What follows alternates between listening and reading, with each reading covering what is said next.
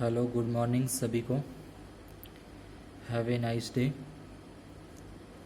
अपने कृषि रसायन विज्ञान कक्षा 12 का अध्याय 5वां मृदा अभिक्रिया के बारे में अध्ययन कर रहे हैं कि मृदा के अंदर किस प्रकार की अभिक्रियाएं होती हैं, किस प्रकार से मृदा के अंदर अम्लीय या क्षारीय मृदा का निर्माण होता है।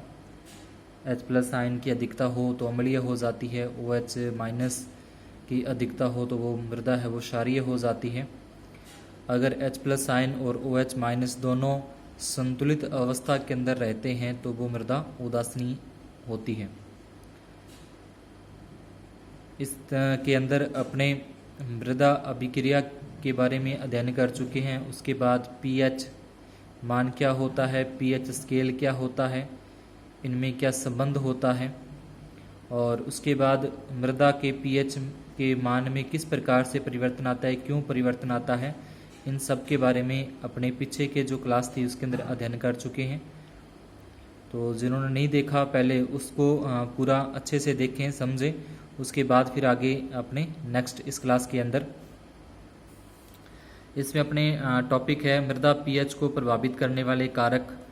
तो इसके अंदर दो अपने पीछे कर चुके थे। पैतृक पदार्थ होते हैं, पैतृक मतलब जो जहाँ से मृदा का निर्माण होता है, जो चट्टानें होती हैं, अगर वो चट्टानें अम्लीय होंगी, अम्लीय प्रकृति की होंगी तो मृदा भी वो अम्लीय होती है, और अगर वो क्षारीय होगी तो वो जो मृदा है वो भी क्षारीय बनेगी। उसके बाद अपक्षेपण पड़ा था। अपक्षेपण का मतलब है जो वर्षा होती है, वर्षा के साथ जो क्षार वगैरह होते हैं या लवण होते हैं जो वो वर्षा जल के साथ घुलकर नीचे पैंदे में चले जाते हैं या वाष्पीकरण हो जाता है, और इससे भी मृदा का जो pH मान है वो प्रभावित होता है। उसके बाद कार्बनिक पदार्थों का विघटन है। तो कार्बनिक पदार्थ दो प्रकार के पदार्थ बताए थे, कार्बनिक पदार्थ और अकार्बनिक पदार्थ। अब कार्बनिक के अंदर भी अपने आगे पढ़ा था नाइट्रोजन युक्त होते हैं और एक नाइट्रोजन जिसके अंदर नाइट्रोजन उपस्थित नहीं होता। तो इस तरीके से अपने उनका वर्गीकरण किया था पदार्थों का। तो उसके अंदर कार्बोहाइड्रेट के बारे में पढ़ा था, अपने कार्बनिक पदार्थों के बारे में अध्ययन किया था, जिसमें ये पढ़ा था कि अगर जो सरल शर्कराएं होती हैं कार्बनिक पदार्थों के अंदर, अगर उनका पूर्ण रूप से विघटन होता है, अगर वो पूर्ण रूप से विघटित हो जाती है, पूर्ण रूप से टूट जाती है, मृदा के अंदर मिल जाती है, तो वो टूट कर कार्बन डाइऑक्साइड यानी कि CO2 तथा जल का निर्माण करती हैं। CO2 और जल का निर्माण करती हैं। ये जो अपना CO2 है और ये जल है, जल का मतलब H2O, जब ये दोनों आपस में अभिक्रिया करेंगे, जब ये दोनों आपस में मिलेंगे तो कार्बनिक अम्ल का निर्माण होता है। पहले क्या होगा, कार्बनिक पदार्थों का विघटन होगा, पूर्ण विघटन होगा, तो उसमें कार्बन डाइऑक्साइड तथा जल का निर्माण होता है। अगर पूर्ण रूप से वो विघटित नहीं होते तो विभिन्न प्रकार के अम्लों का निर्माण करते हैं। अब ये जो अम्ल होंगे वो अम्ल क्या करेंगे, कैल्शियम और मैग्नीशियम के साथ कार्बोनेट से क्रिया करके उनके बाइकार्बोनेट बना देते हैं। यानी कि जो कार्बनिक अम्ल बनेंगे कार्बनिक पदार्थों का विघटन होने के बाद, वो कार्बनिक अम्ल कैल्शियम मैग्नीशियम के कार्बोनेट के साथ अभिक्रिया करेंगे, CO3 के साथ अभिक्रिया करेंगे। जैसे कैल्शियम का मतलब Ca, कार्बोनेट का मतलब CO3, यानी कैल्शियम CaCO3 और मैग्नीशियम का मतलब MgCO3। तो कैल्शियम कार्बोनेट या फिर मैग्नीशियम कार्बोनेट के साथ अभिक्रिया करेंगे कार्बनिक अम्ल, तो उनके वो बाइकार्बोनेट का निर्माण करते हैं, यानी कैल्शियम बाइकार्बोनेट या फिर मैग्नीशियम बाइकार्बोनेट बनाते हैं, जो जल में विलय होने के कारण, अब ये क्या होंगे, जल के अंदर घुलनशील होंगे, जल के अंदर घुल जाएंगे।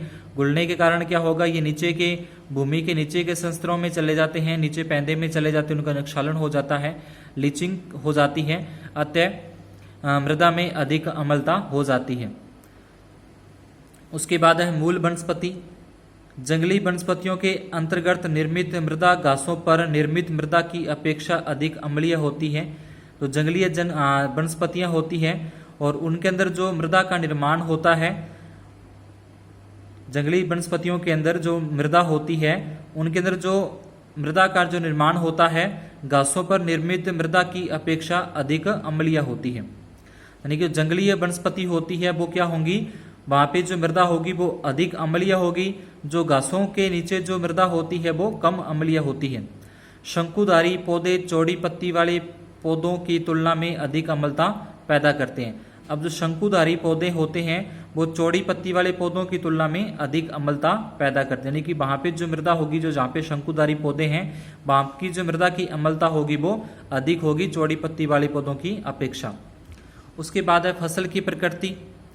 घास वाली फसलें मृदा पीएच को प्रभावित नहीं करती, जबकि दलहनी फसलें पीएच कम करने में सक्षम होती हैं। जो दलहनी फसलें होती हैं वो पीएच का मान क्या करती है, कम करने में सक्षम होती है। कम करने का मतलब जो मृदा वहाँ पे जहाँ पे दलहनी फसलें हैं वहाँ की जो मृदा है वो अम्लीय प्रकृति की होगी, क्योंकि उसका पीएच है वो कम हो जाएगा। और जो घास वाली फसलें होती हैं वो इनको पीएच का मान को प्रभावित नहीं करती। उसके बाद है मृदा की गहराई। शुष्क क्षेत्रों के अतिरिक्त, यानी कि जो शुष्क क्षेत्र होते हैं जहाँ पे वर्षा कम होती है, गर्मी ज्यादा पड़ती है, वहाँ पे शुष्क क्षेत्रों के अतिरिक्त उनके यानी कि अलावा मृदा अम्लता मृदा की गहराई के साथ बढ़ती है। यानी कि शुष्क क्षेत्रों को अगर छोड़ दिया जाए, बाकी के जो क्षेत्र हैं उनमें जैसे जैसे अपनी गहराई के साथ बढ़ते जाएंगे वैसे वैसे उसकी जो अम्लता है वो बढ़ती जाएगी। कुछ ऐसे क्षेत्र भी है जहाँ निचली सतह का पीएच पृष्ठ सतह की अपेक्षा अधिक होता है, यानी कि जो ऊपर का पीएच मान है, ऊपरी पृष्ठ का जो पीएच मान है वो उसका पीएच मान नीचे वाली मृदा के पीएच मान से कम होता है। या यूं कह लें कि जो निचली सतह वाला जो पीएच है, नीचे की सतह की जो मृदा का पीएच मान है वो ऊपरी पृष्ठ वाली मृदा के पीएच मान से अधिक होता है। उसके बाद है नाइट्रोजन उर्वरक है। ये अपने कर रहे हैं जो पीएच को प्रभावित करने वाले कारक है, यानी कि पीएच का मान कौन कौन से पदार्थ है जो पीएच का मान कम करते हैं या पीएच का मान अधिक करते हैं, यानी कि प्रभावित करते हैं पीएच मान को। तो उसके अंतर्गत ये आगे है नाइट्रोजन उर्वरक है। नाइट्रोजन उर्वरकों से अम्लता पैदा होती है, यानी कि जो इसकी ऐसी खाद जो अपने प्रयोग करें जिसके अंदर नाइट्रोजन उपयुक्त मात्रा के अंदर हो, तो जैसे यूरिया वगैरह होती है, उर्वरता से अम्लता पैदा होती है। जब कम नाइट्रोजन प्रयोग करने से कम अम्लता पैदा होती है। उसके बाद जलमग्नता। जलमग्नता का मतलब मृदा के अंदर जब भूमि के अंदर जब अपने जो कृषि करते हैं उसके अंदर अधिक मात्रा के अंदर पानी भरा रहेगा तो उसके अंदर जो लवणीय पदार्थ होंगे या फिर जो क्षारीय पदार्थ होंगे वो निक्षालन के द्वारा नीचे पैंदे में चले जाते हैं और जो मृदा है वो अम्लीय प्रकृति की हो जाती है। सामान्यतः जलमग्नता के कारण अम्लीय मृदा का पीएच मान बढ़ जाता है और क्षारीय मृदाओं का पीएच मान घट जाता है। उसके बाद है मृदा पीएच महत्व। अब जो मृदा का पीएच है उसका क्या महत्व है, यानी कि मृदा का पीएच अगर अपने को ज्ञात होगा, अगर अपने को पता होगा कि मृदा का पीएच मान कितना है तो वो किस प्रकार से अपने लिए इम्पोर्टेंट है, किस प्रकार से वो विभिन्न प्रकार के जो जीवाणु हैं, सूक्ष्म जीव है उनके लिए इम्पोर्टेंट है, उनके लिए क्या महत्व है, फसलों की पैदावार के लिए क्या उनका इम्पोर्टेंट है, कितना का उसका महत्व है पीएच का, और जो मृदा के अंदर पोषक तत्व पाए जाते हैं उसके अंदर क्या इसकी इम्पोर्टेंट है, महत्व है, तो उसके बारे में अपने मृदा पीएच का महत्व। मृदा पीएच का पोषक तत्वों की पर्याप्तता पर प्रभाव। तो एक बात तो अपने को ये नोट कर लेनी है कि अगर मृदा का जो पीएच मान है अगर वो 6 से 7 के बीच में होता, यानी कि उदासीन प्रकृति की अगर वो मृदा होती है तो वो सबसे उपयुक्त मृदा होती है। उसके अंदर सभी प्रकार के आवश्यक जो पोषक तत्व है वो पाए जाएंगे, उसके अंदर सभी प्रकार के जो सूक्ष्म जीव है वो पाए जाएंगे। वहाँ पे जो भी फसल बोई जाएगी, जो भी वहाँ पे अपने पौधे लगाते हैं वो अच्छी प्रकार से भली भांति प्रकार से वृद्धि करते हैं, अच्छी प्रकार से उसका विकास होता है, अच्छे प्रकार से वो अपने को पैदावार देते हैं। और उसके बाद अगर वहाँ पे सूक्ष्म जीवों की बात करें तो सूक्ष्म जीव है वो भी वहाँ पे अच्छी प्रकार से अपना जो जैविक जीवन है वो जीवन यापन करते हैं और मृदा को उपजाऊपन बनाते हैं। तो सबसे मेन बात यही है कि अगर मृदा का पीएच मान अगर उपयुक्त है, उदासीन है, फिर तो सबसे अच्छी मृदा है वो। और अगर उसका पीएच मान कम ज़्यादा होता है, अगर मान लो कम होता तो अम्लीय हो जाएगी मृदा, अगर ज़्यादा होता तो वो क्षारीय हो जाएगी। अगर पीएच मान कम ज़्यादा होता है तो उसका मृदा की उपजाऊपन पर, मृदा के अंदर पैदावार पर, मृदा के अंदर पोषक तत्वों पर, मृदा के अंदर सूक्ष्म जीवों पर आदि पर उनका विपरीत प्रभाव पड़ता है। तो पहला है इसके अंदर मृदा पीएच का पोषक तत्वों की पर्याप्तता पर प्रभाव, यानी कि जो मृदा के अंदर पोषक तत्व पाए जाते हैं उनकी जो पर्याप्तता है, उन जो मृदा के अंदर वो मिलते हैं अपने को, तो उन पे क्या प्रभाव पड़ता है उसके बारे में। वीडियो अच्छा लग रहा हो तो चैनल को सब्सक्राइब जरूर करें, वीडियो को लाइक और कमेंट करके जरूर बताएं और आगे शेयर भी जरूर करें। मृदा अभिक्रिया बहुत ही महत्वपूर्ण मृदा का गुण है, यानी कि मृदा अभिक्रिया के माध्यम से ही अपने को पता लगता है कि ये मृदा अम्लीय होगी या मृदा क्षारीय होगी। इसलिए जो मृदा अभिक्रिया है वो बहुत बड़ा मृदा का गुण है, जो पादप वृद्धि को प्रत्यक्ष एवं अप्रत्यक्ष दोनों ही प्रकार से प्रभावित करती है। मृदा पीएच मृदा के रासायनिक गुणों एवं सूक्ष्म जीवों की क्रियाशीलता को सबसे अधिक प्रभावित करता है। यानी कि अगर मृदा का पीएच मान अगर संतुलित अवस्था के अंदर उदासीन है, फिर तो उसके अंदर जो रासायनिक गुण है या सूक्ष्म जीव है वो अच्छे प्रकार से अपना कार्य करेंगे। अगर कम ज़्यादा होता है तो इन पर उसका विपरीत प्रभाव पड़ता है। मृदा में धनायनों जैसे calcium, magnesium, potassium, sodium, aluminium का मृदा से सीधा संबंध होता है। कम पीएच मान पर, यानी कि अगर मृदा का मान कम हो जाएगा तो ये सभी प्रकार के जो पोषक तत्व है वो अपने मृदा के अंदर नहीं मिलेंगे, जहाँ फिर वो नीचे पैंदे में बैठ जाते हैं अगर उसका मान अम्लीय मृदा होगी या फिर उसका पीएच मान कम हो जाएगा तो। और अगर मृदा पीएच अधिक होने पर ये हानिकारक होते हैं तथा इनकी कमी हो जाती है।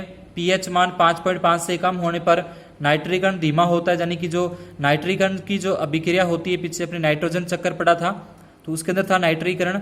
अगर पीएच मान 5.5 से कम होता है, अगर कम होगा तो उसके अंदर जो नाइट्रीकरण की जो अभिक्रिया है वो धीमी हो जाएगी।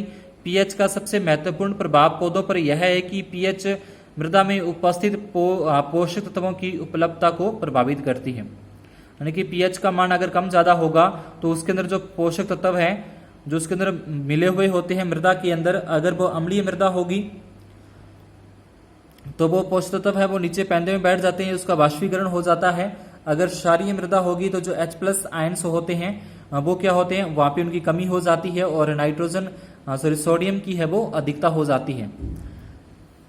तो उसके बाद अपने को ये कुछ दे रखे हैं पोषक तत्व, अपने को यहाँ पे ये सारणी चार्ट के अंदर दिखा रखे हैं कि कितना को उपयुक्त पीएच मान होना चाहिए जिसके अंदर अपने को सभी प्रकार के पोषक तत्व है वो आसानी से मिलते रहे।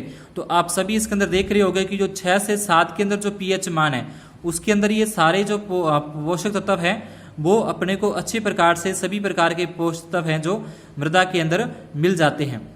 लेकिन अगर इसका पीएच मान कम ज़्यादा होता है तो इनकी क्या हो जाएगी, कमी हो जाएगी या इनमें से किन्हीं की वृद्धि हो जाएगी। अब जैसे अगर पीएच मान अम्लीय प्रकृति की अगर वो मृदा हो जाती है तो उसके अंदर ये पोषक तत्व है उनकी अधिकता हो जाएगी और ये जो कैल्शियम, पोटेशियम, मैग्नीशियम वगैरह है तो इनका क्या हो जाएगा, वहाँ से कमी हो जाएगी। तो अगर इनकी अधिकता होगी तो इनका विषैला प्रभाव पड़ेगा उसके मृदा पर, और इनकी कमी हो जाएगी तो कमी होने से क्या होगा कि इस पर भी उस मृदा का विपरीत प्रभाव पड़ता है।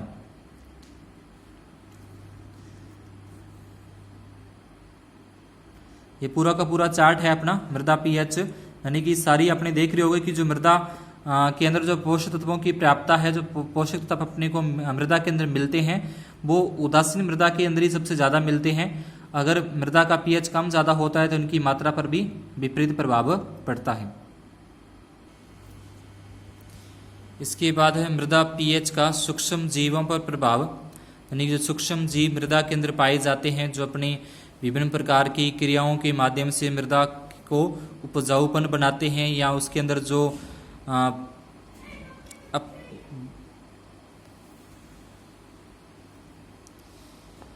मृदा के अंदर जो जीवाश्म पदार्थ होते हैं या सड़े गले पदार्थ होते हैं उनको भी विघटित करते हैं।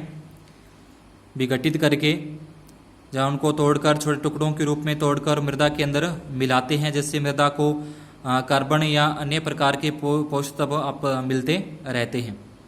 तो मृदा पीएच का सूक्ष्म जीवों पर प्रभाव, मृदा पीएच मृदा में पाए जाने वाले सूक्ष्म जीवों की सक्रियता को प्रभावित करती है, जिससे पादप वृद्धि और फसल उत्पादन प्रभावित होता है।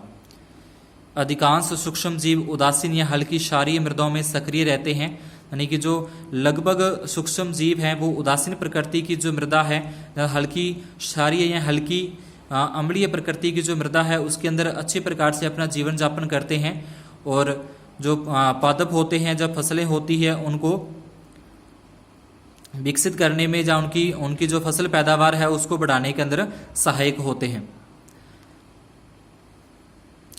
पीएच 5.5 से कम करने पर बैक्टीरिया एक्टिव मोनोसाइटेज की संख्या सक्रियता तीव्रता से कम होती है, यानी कि अगर पीएच मान 5.5 से कम हो जाएगा तो बैक्टीरिया और एक्टिनोमाइसीटीज जो जीवाणु होते प्रजाति के, उनकी संख्या और उनकी जो सक्रियता है मृदा के अंदर, उनकी जो क्रिया है करने की, उन क्या होती है वो तीव्रता से कम होती है। इनके द्वारा कार्बनिक पदार्थों का ऑक्सीकरण इसी पीएच पर होता है। उसके बाद सहजीवी एवं असहजीवी दोनों प्रकार के नाइट्रोजन स्थिरीकरण करने वाले जीवाणुओं की क्रियाशीलता के लिए उदासीन या हल्की मृदा अच्छी होती है, यानी कि हल्की क्षारीय प्रकृति की जो मृदा होती है वो अच्छी होती है। नाइट्रोजन स्थिरीकरण यानी कि नाइट्रोजन का स्थिरीकरण करने के लिए, जैसे अपने पीछे चैप्टर के अंदर किया था नाइट्रोजन का स्थिरीकरण, ठीक है, वायु सहजीवी और असहजीवी के माध्यम से। पीएच 5.5 पर या इससे कम पर फंजाई की संख्या में वृद्धि अधिक तीव्रता से होती है। अम्लीय मृदा में जैव पदार्थों का विच्छेदन मुख्य रूप से फंजाई द्वारा होता है, यानी कि अगर अम्लीय मृदा है तो उसके अंदर जो फंजाई है वो अधिक उसकी संख्या बढ़ जाती है, जो कि अपनी संख्या के अंदर वृद्धि करती है और कार्बनिक जो अभिक्रियाएं हैं उनको संपन्न करती हैं। सभी सूक्ष्म जीवों के लिए उपयुक्त पीएच 6 से 7 होती है, यानी कि सभी जो सूक्ष्म जीव हैं, अगर सभी प्रकार के सूक्ष्म जीवों की संख्या इकट्ठी रखनी है, उसको संतुलित अवस्था के अंदर रखना है, तो उसका जो मृदा का पीएच मान है वो 6 से 7 के बीच होना चाहिए। अधिकतर पौधों की वृद्धि उदासीन मृदाओं में अच्छी होती है, यानी कि जो पौधे अपनी फसल बोई है तो वो उनकी अगर वृद्धि करनी है, उनको अगर विकसित करना है, अच्छे प्रकार से अच्छी पैदावार लेनी है, तो मृदा का जो पीएच मान है वो उदासीन होना चाहिए। ये अपने सूक्ष्म जीव दे रखे हैं कि कौन से सूक्ष्म जीव है वो किस प्रकार से मृदा के अंदर सक्रिय रहते हैं, तो उनके लिए जो पीएच मान है वो कितना कितना होना चाहिए। तो इनमें से भी कई बार 1 नंबर का प्रश्न अपने से पुट कर लेता है, पूछ लेता है कि बैक्टीरिया किस सीमा तक मृदा के अंदर अपनी सक्रिय रहता है या उनकी संख्या निरंतर बनी रहती है। तो 6 से 7.5 तक। एक्टिनोमाइसीटीज है वो 5.5 से 7.5, कवक है वो 3 से 9, ठीक है। इस प्रकार से एजोटोबैक्टर है 6.0 से 7.5। तो ये इनकी क्या है, पीएच प्रास दे रखी है, जिसके अंदर ये अपना जीवन यापन करते हैं और मृदा को विकसित करने में सहायक होते हैं। उसके बाद है पौधों पर मृदा पीएच का प्रभाव है। जो पौधे होते हैं तो अगर उपयुक्त मृदा यानी कि उसकी मृदा के अंदर अगर उपयुक्त पीएच मान होगा, उदासीन मृदा होगी, तो वो जो पौधे हैं वो अच्छी प्रकार से विकास करेंगे, उनका विकास होगा और पैदावार भी अधिक होगी। अगर मृदा पीएच मान में कमी या वृद्धि होती है तो वो क्या होंगे कि उसकी जो जड़ें हैं वो कमज़ोर हो जाएंगी, तना है उसका पतला हो जाएगा, पत्तियां हैं उसकी सिकुड़ जाएगी और जो उसकी पैदावार है वो भी प्रभावित होती है, या बीच में ही मुरझा जाते हैं पौधे और वो मृत हो जाते हैं। तो इस प्रकार से मृदा पीएच जो पौधों पर प्रभाव है वो उपयुक्त अगर उदासीन मृदा होगी फिर ही वो अच्छी प्रकार से पैदावार अपने को होगी पौधों से, और अगर कम ज़्यादा होगी तो वो बीच में ही उसमें मुरझा जाएंगे या उनकी जड़ें हैं वो कमज़ोर हो जाएंगी, जिससे मृदा जो पौधा है वो मृत हो जाता है।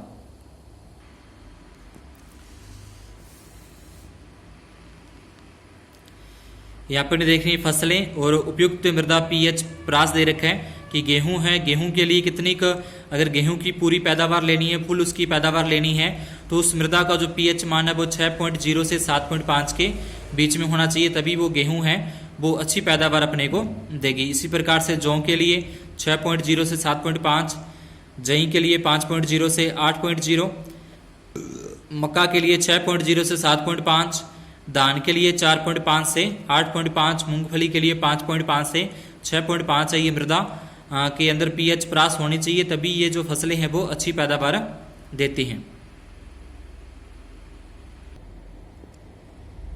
पीएच का पादप रोगों पर प्रभाव, यानी कि जो फसलों के अंदर रोग उत्पन्न हो जाते हैं उन रोगों पर मृदा पीएच का प्रभाव किस प्रकार से पड़ता है। तो कुछ तो ऐसे जो रोग होते हैं, अगर अपने वो क्षारीय मृदा के अंदर अगर वो रोग हो रहे हैं तो अगर वहां से मृदा को अम्लीय कर दिया जाए तो वो रोग अपने आप नष्ट हो जाता है। अगर इसका विपरीत अगर वो अम्लीय मृदा के अंदर रोग लगा है, फसलों के अंदर रोग अगर उत्पन्न हुआ है, तो अगर उसकी अम्लीयता की मात्रा थोड़ी बहुत कम कर दी जाए या क्षारीय की मात्रा थोड़ी सी बढ़ा दी जाए, तो इससे क्या होगा कि वो रोग है वो अपने आप नष्ट हो जाते हैं। फिंगर और टो रोग जो क्रूसीफेरी परिवार के पौधों को बहुत अधिक प्रभावित करता है, अम्लीय मृदाओं में अधिक होता है, यानी कि अम्लीय मृदा जहाँ पे वहाँ पे अधिक पाया जाता है। अतः क्रूसीफेरी परिवार के पौधों को अम्लीय मृदा में नहीं उगाना चाहिए। पोटैटो स्केप यानी कि आलू का जो चरम रोग उदासीन एवं क्षारीय मृदाओं में बहुत अधिक फैलता है, लेकिन अगर आलू को अगर अपने उदासीन या क्षारीय मृदा के अंदर बोते हैं, उसको लगाते हैं, तो वहाँ पे ये रोग फैलने की संभावना अधिक होती है। लेकिन अगर थोड़ी सी उसको अम्लीय मृदा के अंदर लगा दिया जाए आलू को, तो ये रोग वहाँ पे नहीं होता। ग्रे फ्लेक भूरा धब्बा रोग जो जई में बहुत होता है, मैगजीन की कमी के कारण होता है, यानी कि जई के अंदर जो ये भूरा धब्बा रोग है, भूरे धब्बे बन जाते हैं पत्तियों पर, तो अगर वहाँ पे मैगजीन की कमी के कारण ये होता है। यह रोग उदासीन मृदा में बहुत अधिक फैलता है। गेहूं में टेक आल रोग कवक द्वारा होता है, जो हल्की क्षारीय मृदाओं में अम्लीय मृदाओं की अपेक्षा बहुत तीव्रता से फैलता है। यानी गेहूं के अंदर अगर क्षारीय मृदा के अंदर गेहूं बोई है, तो ये टेक ऑल जो रोग है वो अधिकता से फैलता है। अगर मृदा अम्लीय कर दी जाए, जहाँ अम्लीय मृदा के अंदर गेहूं को लगाया जाए, तो उसके अंदर ये रोग नहीं फैलता। उपयुक्त सभी बीमारियां केवल मृदा पीएच में परिवर्तन करके दूर की जा सकती है, क्योंकि उनके फैलने या विकसित होने का मुख्य कारक पीएच मान है। पीएच का मृदा के भौतिक गुणों पर प्रभाव। अब भौतिक गुण क्या होते हैं? जैसे मृदा की जो संरचना है वो दानेदार होना, मृदा के अंदर वायु का आदान प्रदान उचित तरीके से होना, मृदा के अंदर सिंचाई है, सिंचाई यानी कि जल का निकास अच्छे प्रकार से होना, तो ये सारे के सारे भौतिक गुणों के अंदर आते हैं। अगर मृदा दानेदार है, उसके अंदर वायु का आदान प्रदान हो रहा है, जल का आदान प्रदान हो रहा है, तो वो मृदा क्या होगी? उपजाऊ मृदा कहलाएगी। उसके अंदर सूक्ष्म जीव भी अच्छे प्रकार से अभिक्रिया करेंगे, अपना जीवन यापन करेंगे और मृदा को उपजाऊपन बनाने में सहायक होंगे, तो उसके अंदर जो पैदावार है वो भी अधिक होगी। लेकिन अगर मृदा अम्लीय हो जाती है, तो अम्लीय होने से क्या है कि वो जो रंध्र होते हैं, उसके अंदर मृदा के अंदर जो रंध्र होते हैं, छोटे छोटे छिद्र होते हैं, अम्लीय मृदा के अंदर वो छिद्र गायब हो जाते हैं, जिससे क्या होगा कि वायु का आदान प्रदान अच्छे प्रकार से नहीं होता, तो मृदा के अंदर जो रहने वाले सूक्ष्म जीव है वो उनके पर विपरीत प्रभाव पड़ता है, वो मृत हो जाते हैं और जल का भी अच्छे प्रकार से उसके अंदर आदान प्रदान नहीं हो पाता। अगर मृदा होगी क्षारीय होगी, तो क्षारीय मृदा के अंदर क्या होगा कि जो उसके कण है वो बहुत बारीक हो जाएंगे, बहुत महीन हो जाएंगे, जहाँ नीचे के परत में वो कड़ी परत बना लेगी, जिसके अंदर क्या होगा कि जो जल है वो नीचे तक नहीं पहुंच पाता, या अगर उसके अंदर ज़्यादा अगर जल अपने भर दिया जाए तो वो कीचड़ बन जाता है और थोड़ा सूखने पर वो ढेलों के रूप में परिवर्तित हो जाते हैं। तो इस प्रकार से जो मृदा अम्लीय या क्षारीय मृदा है वो मृदा की भौतिक दशा को प्रभावित करती हैं। उसके बाद है पीएच का घासों पर प्रभाव। अधिकांश घासें अम्ल के प्रति कुछ अंश तक प्रतिरोधी होती हैं, यानी कि उसका प्रतिरोध उत्पन्न करती है अम्लीय मृदा का, जिससे अम्लीय मृदा में भी पौधे, वनस्पतियों, फसलों को अधिक हानि पहुंचाती है, क्योंकि उनकी वृद्धि अम्लीय दशा में बहुत अधिक होती है। उसके बाद नेक्स्ट और लास्ट टॉपिक है अपना उभय प्रतिरोधक। उभय प्रतिरोधक वे पदार्थ हैं जिनकी उपस्थिति में किसी विलयन के पीएच मान को परिवर्तित करने के लिए किसी अम्ल या क्षार की आवश्यकता से अधिक मात्रा प्रयोग में आती है। कोई भी विलयन जब थोड़ी मात्रा में अम्ल या क्षार मिलाने पर परिवर्तन में प्रतिरोध दिखाता है, तो उसके इस कार्य को उभय प्रतिरोध क्रिया कहते हैं। जिस विलयन में ऐसे गुण पाए जाते हैं उस उभय प्रतिरोध विलयन कहते हैं। अर्थात ये समझें कि उभय प्रतिरोधक एक प्रकार के ऐसे पदार्थ हैं, एक पदार्थ होता है उभय प्रतिरोधक, जिनको किसी भी विलयन के अंदर मिलाया जाता है या उस विलयन के अंदर उभय प्रतिरोधक पदार्थ अगर उपस्थित है, तो उसका अगर हम पीएच मान परिवर्तन करना चाहते हैं, उसके पीएच मान में परिवर्तन लाना चाहते हैं, तो परिवर्तन लाने के लिए क्या करना पड़ेगा? पीएच मान का अगर अपने पीएच मान के अंदर परिवर्तन लाना है तो उसके अंदर अम्ल या क्षार मिलाना पड़ेगा। अगर पीएच मान कम करना है तो अम्ल, अगर पीएच मान ज़्यादा करना है तो उसके अंदर क्षार मिलाना पड़ेगा।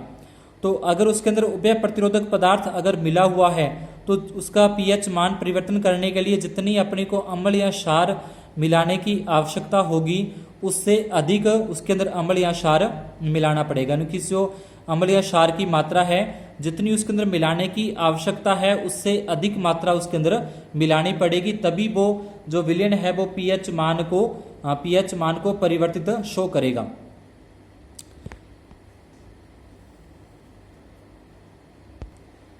उसके बाद कोई भी विलयन में जब थोड़ी मात्रा में अम्ल या क्षार मिलाने पर परिवर्तन में प्रतिरोध दिखाता है तो उसके इस कार्य को उभय प्रतिरोधी क्रिया कहते हैं।